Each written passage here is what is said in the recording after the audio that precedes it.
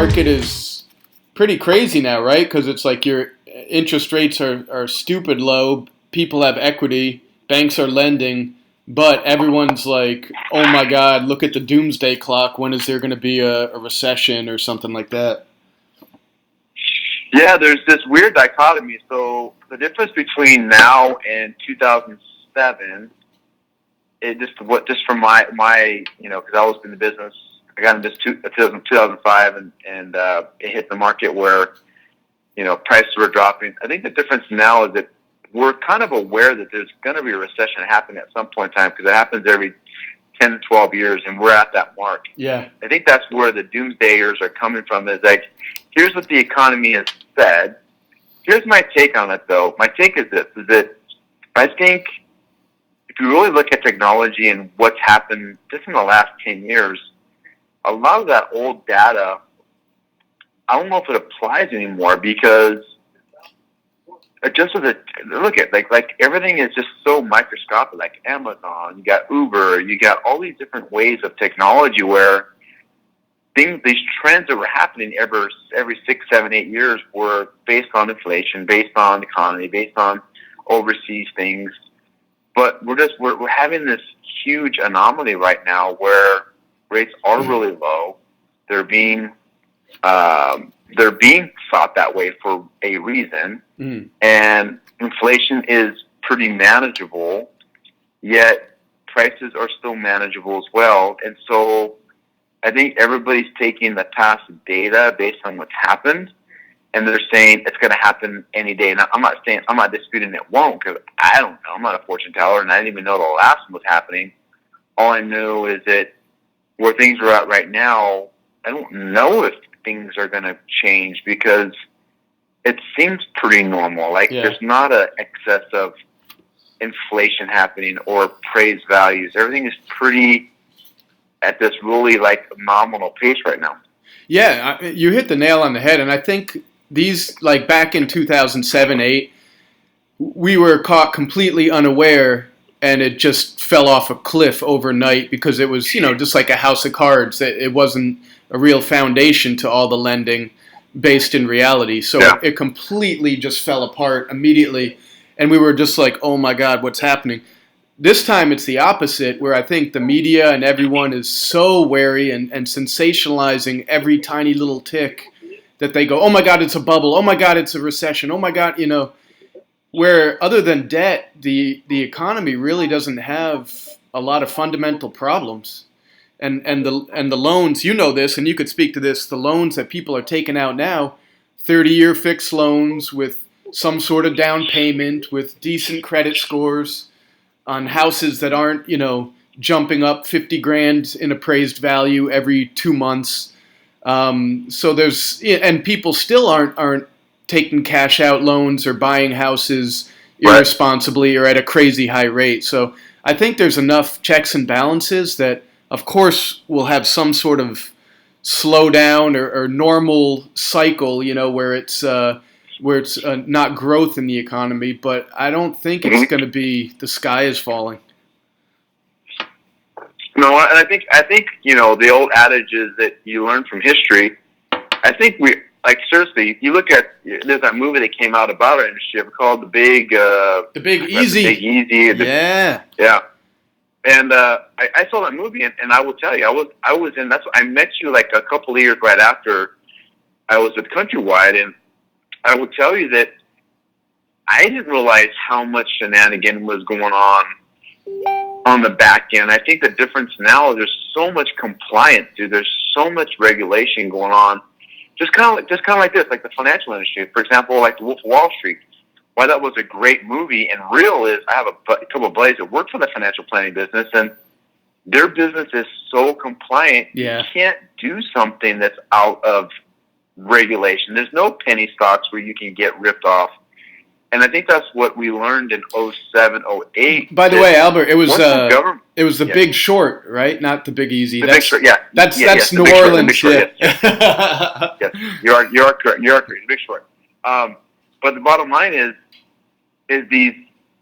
I think big government, whatever you want to call it, came in, and I do believe there's got to be some checks and balances. And that's what happened. And so me being in the business that long, seeing that part of it is happening, I think the big difference now is there's teeth to it. Yeah. Like there's actual teeth to, if you have this a loan that doesn't fit in this normal box that Fannie Mae or Ginnie Mae or Freddie Mac has, you're going to pay more points and fees. It should be more expensive. If you're not going to give me your documentation on how much you make because we can't qualify you on a regular loan, why shouldn't you pay more for that? Or if your credit score is low, or if you did have a bankruptcy or foreclosure, why would you get the same rate as someone else? I think that's a big difference because 05, 06, 07, you could be a bad borrower and still get the same rate as a 720 credit score. And that's what happened is they treated everybody the same. Or even back then, you're like going to get hit. Yeah, like back then, it's almost that rates didn't matter. You remember people were taking out Alt-A or subprime, 7, 8, 9%. Who cares? Just get me the house 100% financing because it's going to go up 50 grand, by the time that the ink dries on the appraisal, right? And Absolutely. then I'll be so, remember rates were like, if you had a 680 FICO score, you were probably, 6.25%, 6.5%, but it was interest only. It was no money down. It was option arms. Yep. So it was almost like they didn't build in risk in those days into the loans, which you're saying it's, risk is definitely accounted for now. Yeah, bro. I think that's the big thing is that they're accounting for these risk layers, and I think that's the silver bullet of our industry not collapsing. I think they did a good job of doing that. So bottom line, I didn't ever think rates were going to be this low, bro. I didn't think the Federal Reserve was going to drop rates. I mean, I'm literally like, it's just, I'm amazed, but at the same time, so I'm in the industry, so I have to promote it. I got to let people know, hey, there's a benefit to what's happening and why. Like, this is like, bro, I haven't seen the rate this low in my entire career. Yeah. And I got an 05. Like, they're like unbelievably low. Like, I just locked a VA loan at 3.125 30-year fixed. That's insane, right? So, 3.125. And the person that's doing it is doing a refinance, and they had a 4.5. Their payment's dropping $275 a month, almost $300 a month. And they just bought last year, Norm. Yeah, and any other housing market, a 4.5 or 4.25 would be amazing. Would be like knocking it out of the ballpark, Absolutely. And so, my job right now, what I'm doing, I'm literally calling and texting people, look, I know you're hearing it, but here's what's going on. I'm saving people between $200 and $400 a month. Take a look at this. Just give me a shot. Just figure this out. And that's just the lingo that I'm doing. There's no like smoke and mirrors. Yeah. Well, yeah, it's the product should sell itself. If people aren't enticed by rates now, then I don't know what's going to get them motivated. But Right. Here's where a lot of people, that third of people who are always on the fence no matter what, because something's too good to be true, they'll be motivated the second rates jump up a half a basis point or something, and then they'll be like running to your door wishing that they had been there earlier, Bro, I hear it. It's all good. Our job is, as industry is to give the information out, right? I think what a lot of people do is, here's my saying that people like to buy, they don't like to be sold. Mm-hmm. Right? If there's a tangible benefit involved, us as consumers will make that decision, whether it's beneficial or not. Absolutely. That's why every single person, you go to the mall, you drive to the mall, you park, you walk into the store for a good reason, and the salesperson comes up to you and says, "Can I help you?" The first thing you say is you throw up your arms like they're trying to come at you and swing at you or something, and you go, "No, I'm just looking." It's like, no, you're not. You're there to buy, but you don't want to be sold. And that's exactly what you're saying, yeah. So, you're talking about rates too, and people focus so much on an interest rate, but with a refinance, I really love to look at the big picture and map out the amortization and map out the total payments. Because the reality is, if you're locking in a 3-4% and you're in a 30-year fixed, unless you move, which very well could happen, you're actually talking about maybe paying the loan off or paying the loan down over 30 years these days. There's really no reason to get out of that loan. So that $200 a month sounds great on a monthly basis, but talk, if you will, about how much total savings over 30 years, paying the home off quicker. What are some of the other benefits you're seeing to these refinances? So I think so here's what I figured out. So I've been in business. I just figured it out this year. So I got an 05, this 05, right? So you're talking a long time in the business, right? Mm-hmm. So what I really figured out, those consumers, and I'm using me personally, is that we all have this savings mentality, and that comes from Walmart, right? It comes from Target, because all these places coupon.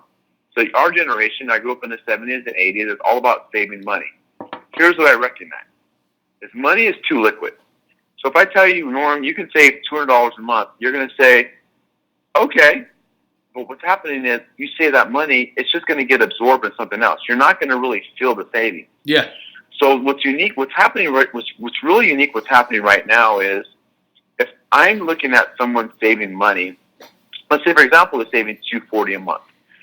Is I'm saying, listen, here's a way of doing a 30-year fix. So most people aren't going to pay their house off in 30 years. However, we're in this unique situation where you can literally take that savings of $250 a month and apply it to where, what if you could keep your same payment that you're making now, because you've already budgeted for it, but take 10 to 12 years off of your loan. Mm. Or 15, right? Yeah, or a 15-year fixed. Yeah. So instead of coming to a 30-year fix, go to an 18-year fix.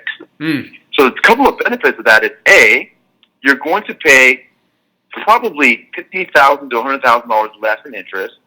B, let's say, for example, your payment right now, your interest payment is on a loan is $1,000 a month, and then your principal is $400 a month, 30-year fix. Mm-hmm. When you go to an 18-year or 15-year fix, that number is going to flip. You're now going to pay $1,000 in principal and $400 in interest. Well, now you're compounding that to where you're paying way more principal off than interest. Mm. It's just a natural effect. So this idea of not just saving the money, I think saving it's such a commodity now. Mm. There's no really tangible benefit, in my opinion, to saving money because you're going to spend it anyway. Yeah. That's what I tell about consumers these days. So why not apply like a financial planner? If I say, hey, Norm, I have $200 for you to spend on this product that's going to give you a rate of return of 10%, you're like, why not? Well, saving money is not going to help you. You got to apply it to something. Yeah. That's where you go from a 30-year to a 20-year to 18 or 15, is now you're actually applying that money to something because consumers, we're just generally going to spend it, and that's what I figured out. Yeah, and I love it because you're basically exactly what you said. You're flipping the amortization upside down so it's actually working in your benefit. And people, unless they look at that, they go, okay, great, and they acknowledge what it is, but they don't really look at it. And when you could do something like that with a shorter term loan, a lower rate, pay a little extra on your payment, whatever, especially in the beginning, you really, really save yourself like an exponential amount of money down the road in total interest and, principal. Well, and I think, and this is the big thing, Norm, is that the first time, and I'm going to say this as a really, really out there statement, the first time in history, bro, like someone can have a 4.5% rate, and that's a great rate, and still, for the first time in history, get a lower rate and a term and completely change their financial future if they just understand the principles we're applying. Yeah. Like the first time ever. And it's just really unique. So the first time I bought my first house, I was 26 years old. My rate was 9%. I remember to this day, I was not in the business. Guy from Chase called me. Hey, Albert, blah, blah, blah. My name's Mark. I remember his name. And Mark, and how about he's like, refinance. I didn't know what refinancing was. Yeah. I was like 26. I had no idea. Yeah. He's like, I go, what does that mean? He's like, well, rates are 6%. How about we drop your payment $250 a month? I looked at my wife. I'm like, okay, tell me where to sign. And now we're talking about from 4%, 4.25%, 4.125%, 4.5 to 3.5%, or even changing the term.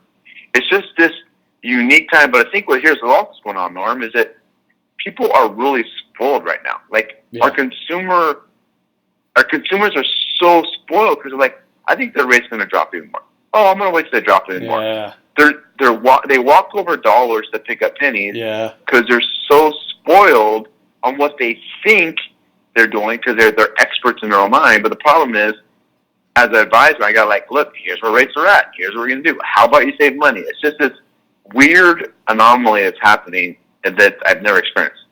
Here's the other thing too, and we were talking about like changes in the industry and the fundamental use and value of money and housing and loans and interest in the American economy.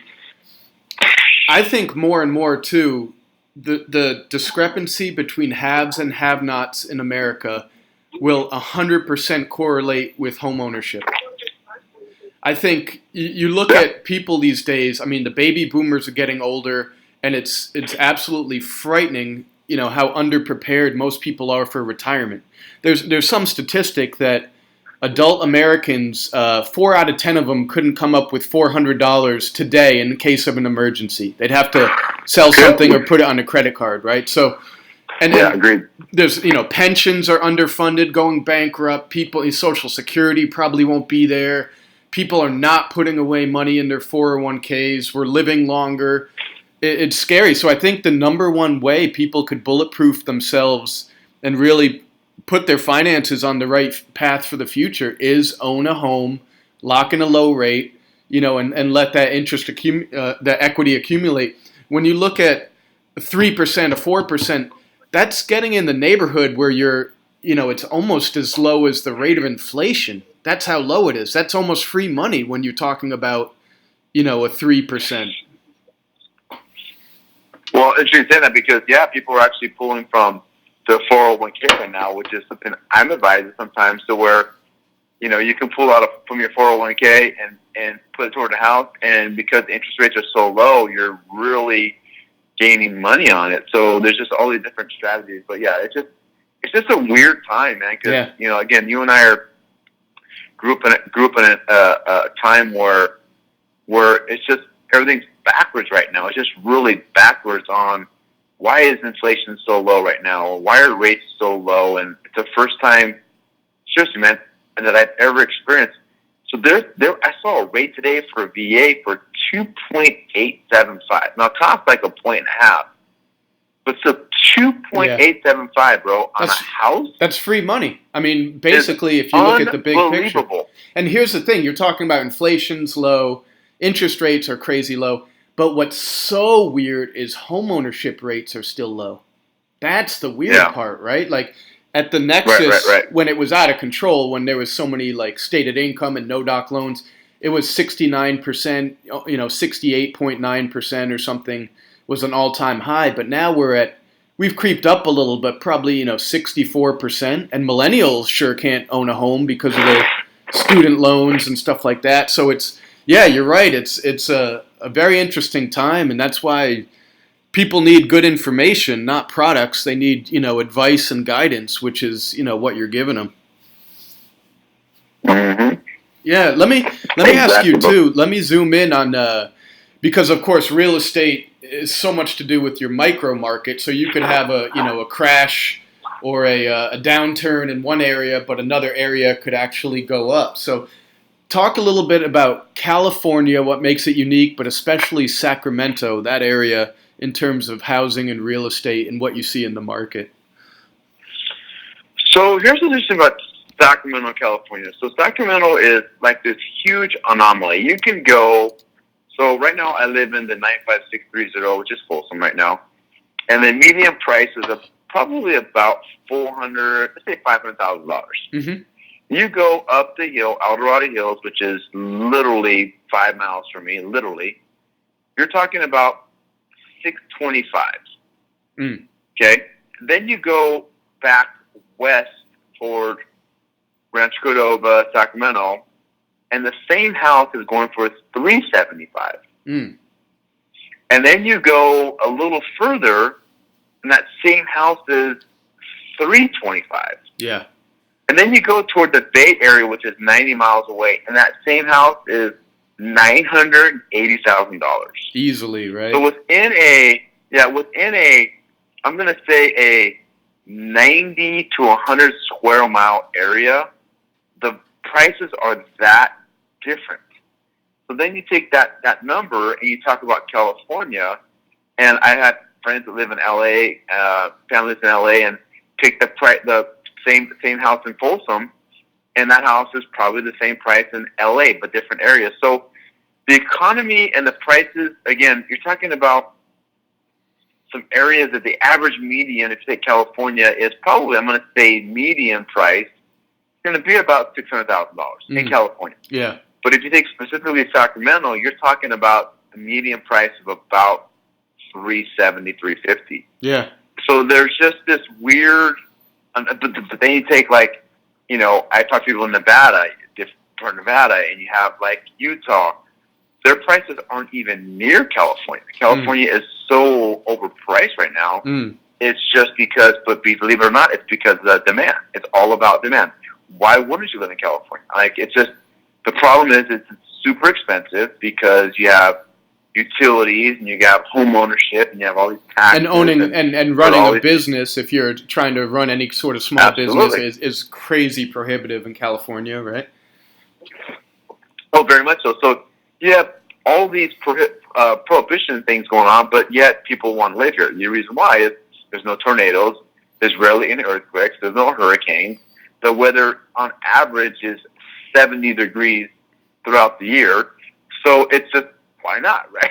Oh, California friggin' rocks. I'm from Connecticut, but yeah, California girls too. Add that to the list of benefits. But no, it's an amazing place. It'll always be California. But yeah, I love Sacramento because long term, I'm still rosy on it because there's so many pockets of built-in value. Even when your Granite Bays are, and the luxury home market is pretty high or maybe maxed out. You still have the Orangevales, and you still have the Citrus Heights and the Carmichaels and the Tahoe Parks and so many little areas. Absolutely. That you're not an hour outside of Midtown and downtown. You're still 15 minutes away. That it's still really affordable. Right. Yeah. Right. So what percentage these days? I imagine it's a million refinances, but big picture, long term. You work with a lot of realtors, too, of course, helping them with their clients. Correct. Yeah, so right now, I still have a lot of purchase business. Probably about 50% of my business is refinance and 50% is purchase. So, obviously in my business as a loan officer, you want to have a lot of purchase business because it's more predictable. Mm-hmm. Refinances are not, because the rates fluctuate up and down. People are shopping. People are just more sensitive to it. You lose that flexibility. So yes, I deal with realtors. I work with them. Believe it or not, the same questions that buyers have always had. I had a conversation today with someone literally first-time home buyer, not sure what to do, asking questions about how to qualify, and it's the same thing. We qualify with three things: like how much money do you make as far as your income, how much you have saved up as far as cash. Where are we pulling from, and then what does your credit look like? And so that hasn't changed. The consumer is the same consumer. They're just a little more savvy because they've had a family, friend, uncle, aunt, somebody buy, and so they're a little bit more knowledgeable based on that. Or they got bad information, and so maybe they get in their own way sometimes these days, huh?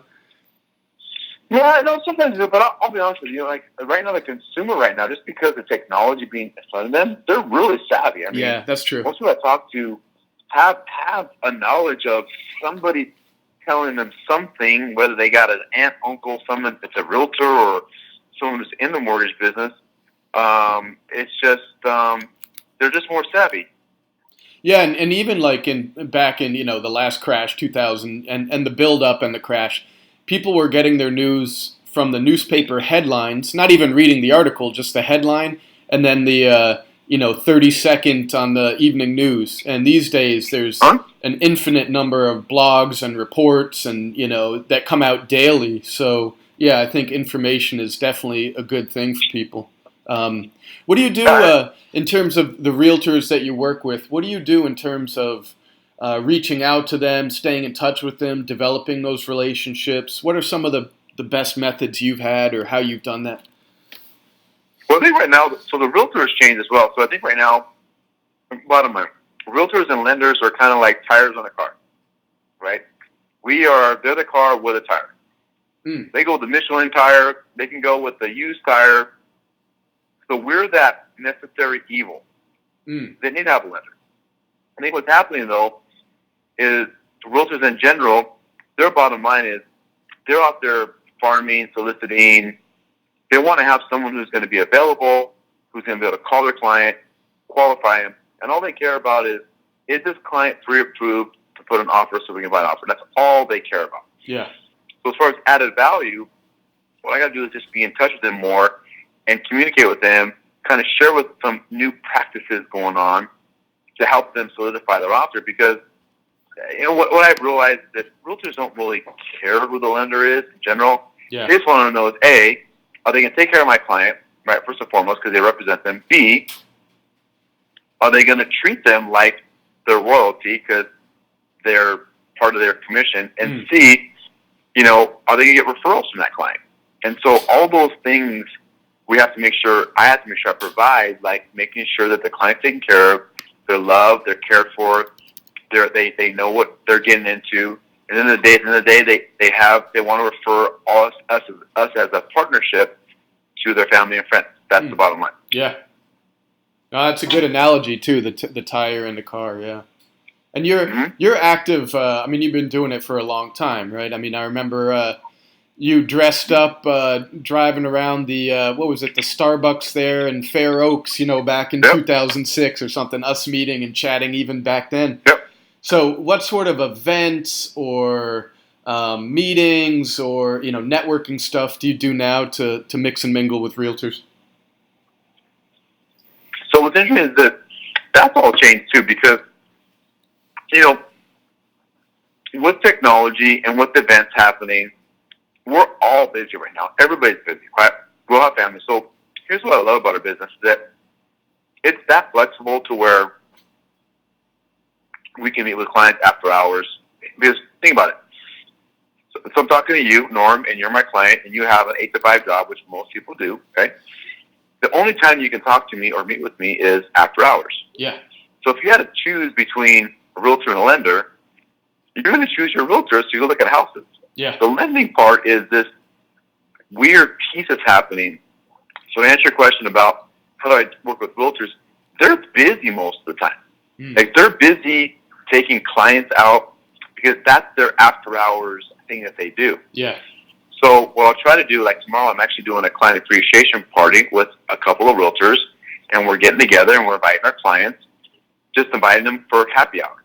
Yep. So those are the things that I've done to add value. Is I have to make sure that I partner with the realtors I have, whether it's A, invest in some sort of client appreciation, B, maybe partner with them with Zillow ads or something that's going to help them generate more revenue for business, or C, just sit down with them and find out some farming ideas or some past client or give them ideas on what's working for me. Like for me, I'm really adamant on gifts for clients, gifts like during the process, and birthday, like acknowledging people's birthday with gift cards or whatnot. Yep. That's what I do. Mm-hmm. So that's what I do to give value. But this right now, realtors, believe it or not, they're not extremely busy. I think our business is so lucrative that a lot of realtors take it for granted because they can make a lot of money on a deal. And so most realtors only do 1, maybe 2 deals a month. Yeah.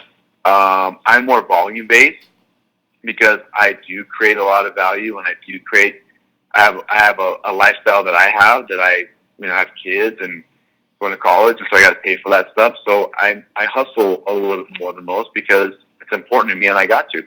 Yeah, I know I met your kids, and if you have kids in college, you definitely have to Yep. these days, right? That is not cheap.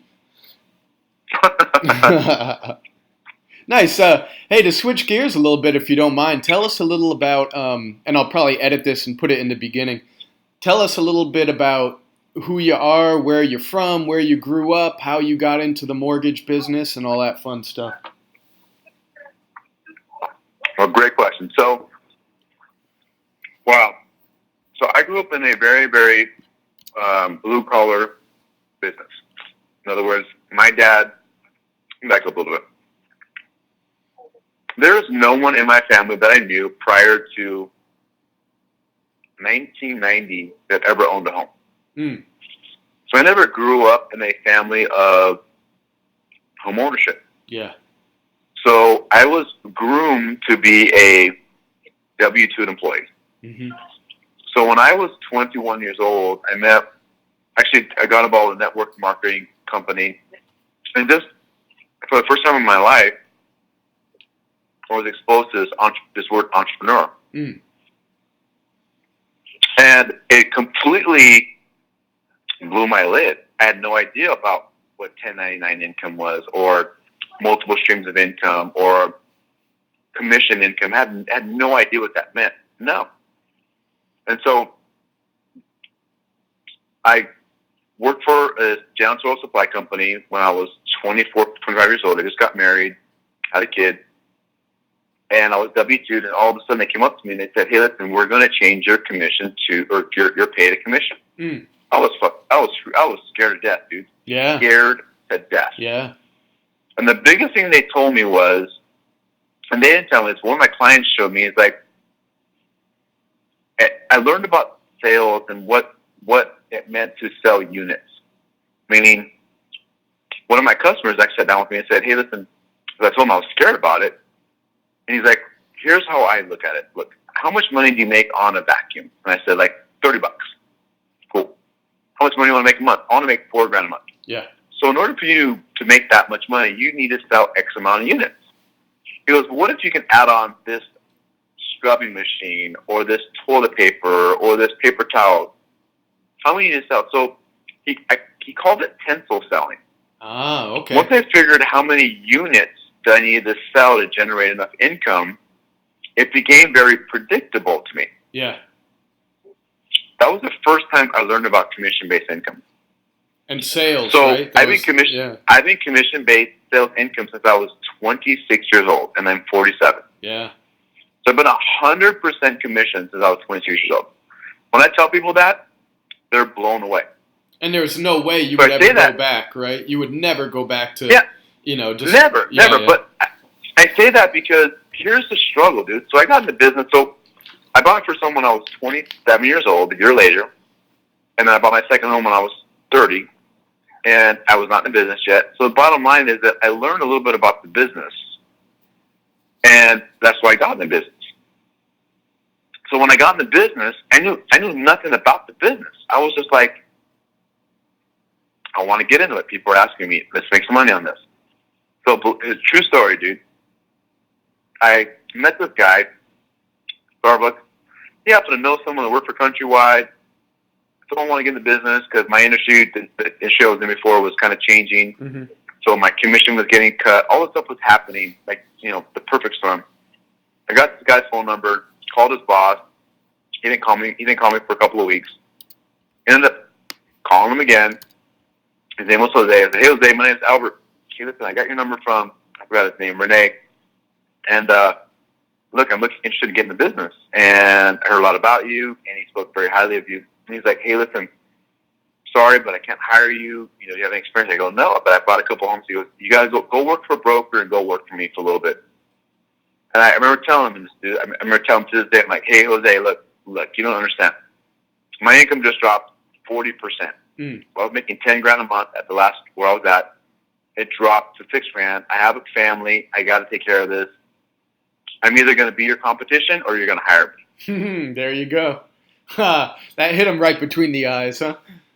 And he's like, "All right, dude, come meet with me." So that's how I got hired. Wow. I literally pulled it out of my ass. and I literally, it was, but I meant it.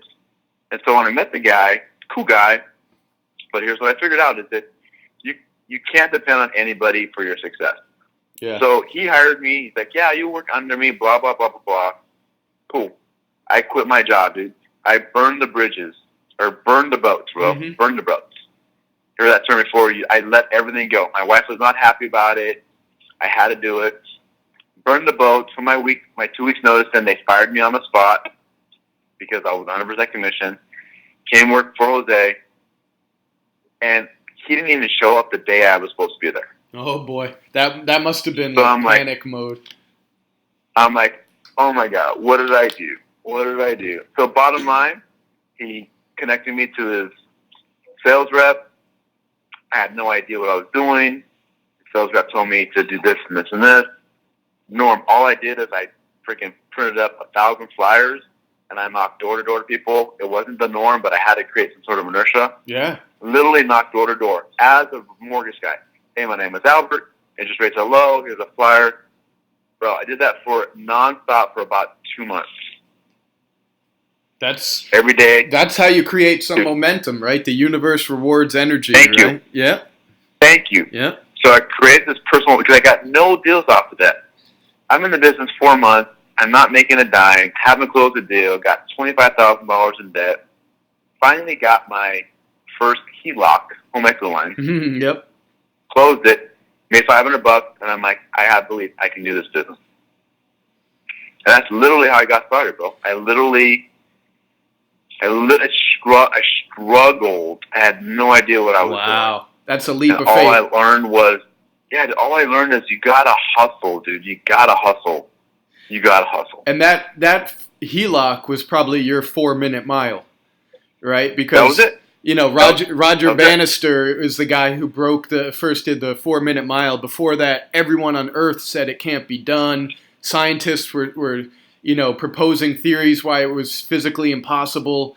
And once he did it, then something ridiculous like 12 other people did it within the next year, just because the belief was set that you can do it, right? So when you closed that first loan, I bet you were off to the races.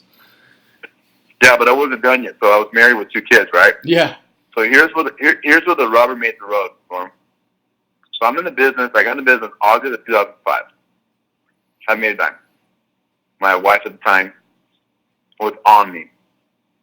So in November that same year, I decided to get a second job. Mm. I got no one knows the story, dude. I'm telling you this, and most people don't know this. Because I was making no money, I literally had to get a job because she was on my ass, and of course she was. We had to pay bills. So I got a job at Jared Jewelers. I got hired November 5th, 2005. And I went there because I was like, I got to get some sort of paycheck. I got to get something. Yeah. So I remember going there, and back then I was 2005, so I was 34 years old, right? Still thinking I'm an old fart. Because I get there, and there's a 21-year-old manager there, 25-year-old, 30-year-old chick, and I'm working for peanuts. Minimum wage was like $12 an hour, maybe $10. Yeah. So they had me working on top of what I was doing because I was putting in the hours at Countrywide. I was working. They happened to schedule me during the holiday hours. So I got hired on, and I worked for 2 weeks. So they hired me on and put me at 30 hours a week. So I'm working every day from 5 to 10 p.m. Wow. Closing. So what really hit me was week 1, I get a paycheck. My paycheck was like $300. Yeah. And I'm like, I'm just killing myself. Killing myself. My kids and my wife even visit me there. It was so painful. I was gone all day. And literally, dude, I remember this day. So I sold this watch to some guy, and the 21-year-old dude is teaching me how to bag this gift for this client and how to put tissue the right way in this freaking bag. And I'm like, are you kidding me? I'm here, yeah, and I'm out with my kid, and my net paycheck for 2 weeks was probably 800, maybe $700 net, bro. Yeah. So here's the epiphany I had. If I could put 20 hours a week in a job that required me to be there to take orders, what if I applied that 20 hours a week in my own personal business, grinding? Yep. What could I do? Yep. I was there 2 weeks, bro. The Friday before Thanksgiving week, I quit. Yeah. So my 2 weeks in, I said, I'm quit. And I was like, I'm out. And they were so mad at me. And I'm like, you can get mad all at once. I ain't working here ever again. Mm. And that was my 4-minute mile. Me really understanding that working for somebody and putting the same time in and applying it to myself completely changed my thought process for the rest of my life. Wow. And I never looked back. And that's amazing. And you still have. And most people don't know that story, bro. I've only told that story to maybe 2 or 3 people. And you know what? I bet a lot of people in real estate and mortgage have similar stories because it all looks so glamorous, right? But how many people do we know that got their butts kicked by the downturn and lost all their houses and had $100,000 in credit card debt and had to take jobs and stuff? So, but yeah, that's amazing. And I really see too, outside looking in, still to this day, you still have that blue collar work ethic. You still have that junkyard dog with what you're doing, huh? So I have an edge about me that I actually lost, to be honest with you. I actually did lose it. I lost it about a year ago. Mm. I got really complacent. And when I did, because our industry is so lucrative, I really took my eye off the ball. And I had to go through this growth, and I'm going through right now. Like, I'm really going through this growth right now of what do I want and where things are at and who can I help. And so I've really had to, because I'm an empty nester. Like, my youngest kid is 18 years old. She's going to college in 2 weeks. Yeah. I don't have much anymore to where I spent my whole life taking care of people. And now I got to take care of myself. So what I'm trying to do is, like, to taking care of myself, how about I figure out this philosophy of helping other people? Yeah. And so that's where this huge shift is happening where I just realized, Norm, I have anxiety at night sometimes. Like, there's so many, our business is so easy not to do, yet it's so hard to do. Because you have to get up every day and make a call or make a text or reach out to somebody. It just doesn't come to you. I think what happens in our business is through social media, everybody thinks it's easy. Yeah. It doesn't come easy. It's just you got to be able to influence people to trust you and who you are and what you are. And that's what I've been able to develop is more and more is people are trusting me more because I'm more real with them. Yeah. I thought I wasn't more real, but I just think that I'm just more authentic about. More transparent, right? You share more of your personal journey. Yeah, yeah. Yeah, and that's interesting, and I love it. That's when you really become more than just yourself in sales, and you're not just selling a product, but it's almost like a brand where you stand for something. People know when they call you what they're getting, and they know who they're getting. Instead of just an interest rate, they know your values, how you live your life, what's important to you, what you're passionate about. And all those things may not seem like they have to do with business, but it's like you said, it's establishing you as a real, authentic human being who cares, and that's where trust comes in, and that's 80% of any sale, right? Is trust. It's all about it is about that, dude. That's just a big word, man. It's because we do it every day, right? We're going to be a business to people who we feel comfortable with, and or we trust them with what we're telling them. And we're trusting them that they're giving us the right information.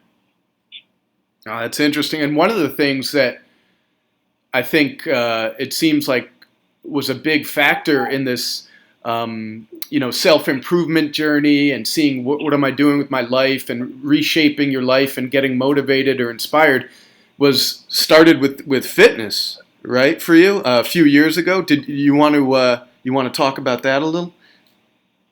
Well, it actually got divorced. So to be honest with you, one of the things I had to go through is we all get bankrupt sometimes, whether it's financial, personal, emotional, whatever. And I had to come to grips that I became bankrupt in my relationship with my wife, who's my ex-wife now. And that was a hard pill to swallow because, when you get married, you get married not to get divorced or not to get married to have kids and have this family and have this euphoria of life.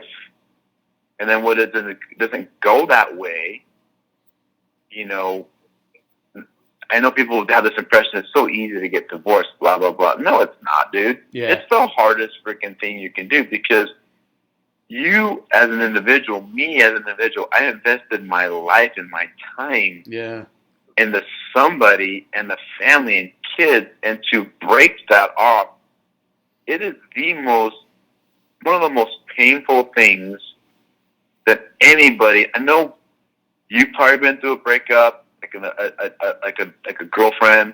I've been through it in the past, but being married, it's a whole different level. So the premise behind me kind of changing was that when I got divorced, I had to completely strip myself of the self who I was so that I can grow into the person that I needed to become. And that's where the fitness came from, because when I was in my 20s, I was $195, ripped, got married.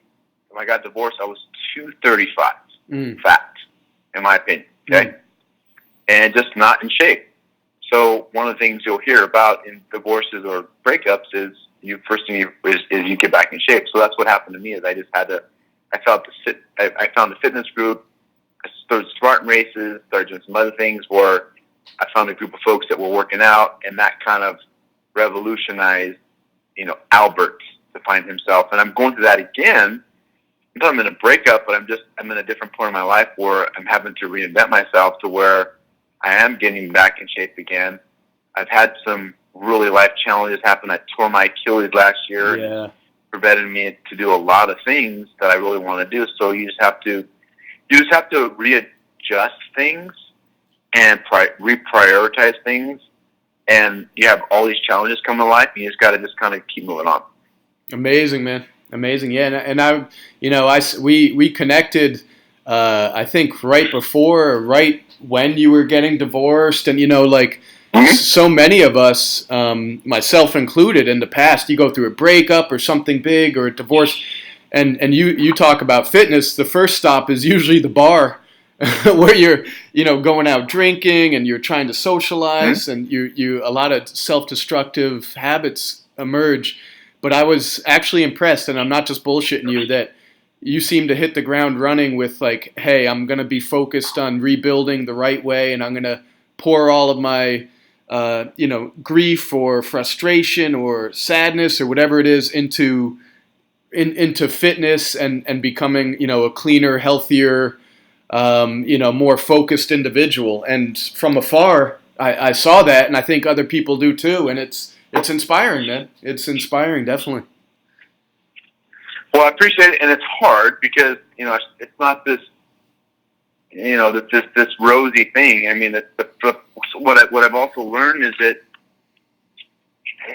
here's the biggest lesson I've learned, Norm, and I'm seriously in the last 6 months, even more through it, is that we all have these insecurities and demons that we all come up with. We all have these stories that we have growing up, whether it's you were abused or didn't have a dad or didn't have a mom or didn't have some inadequacies. They linger on. Yeah. And what happens is I had to learn about myself, is I figured out that I got really distracted being married and having kids that I never got to address the issues that I really had. Now think about that. So I'm saying this out loud. Okay? So we all have issues, right? Mm. And what happens is we consume ourselves with distractions that prohibit us from addressing the issues we really have. Yeah. So now that I'm a 47-year-old man, I'm having to address these issues, bro.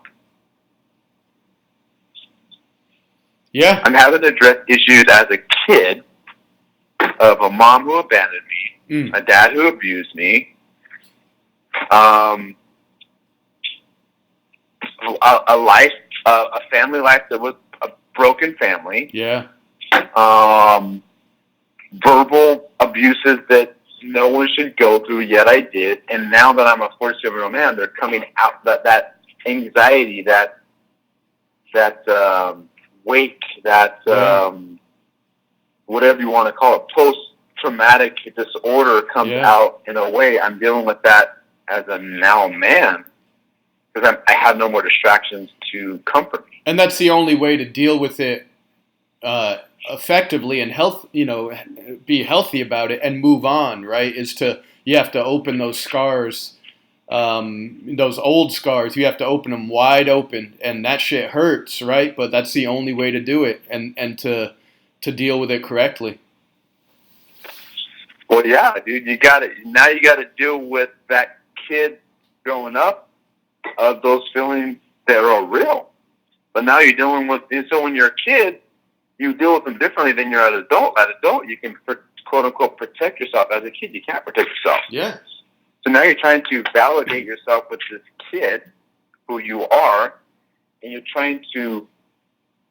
battling. So that's what's going on. Is that I had this stuff going on in life where it's life stuff, dude. It's life shit. It's real life, confrontation. And now you got to deal with that. I got to deal with, family stuff, and I got to deal with, working and helping folks with getting home loans. So it's just a weird, it's a cool, I love where I'm at in life because it's been this growth that I'm going through. And I'll admit, dude, I have to go to therapy. I have a therapist that I have to meet because I think it's very, very important that we have people that counsel us through our discretions and or things that are bothering us because we can't solve our own problems. We need other people that can help us do that. Can't, so I think it's super important. We can't see ourselves correctly, right? We can't. Yeah, you see ourselves through a fog lens. We're blinded. Right? We're blinded by our arrogance. That's what it is. Well, it's a high-stress business, too, honestly. I mean, and it's interesting you talked about that because I've talked to a few people who I'm going to have on the podcast who are going to talk about mental health, stress, anxiety, depression, stuff like that, but specifically in the realm of real estate agents, mortgage lenders, business professionals, because entrepreneurs move a mile a minute, and a lot of times you talked about those distractions. It's easy. It's very easy to just pull the next distraction and just the next deal, the next paycheck, the next trip, the next car, and so a lot of times those things don't get addressed and there's not conversations. But my buddy, he's like a certified counselor.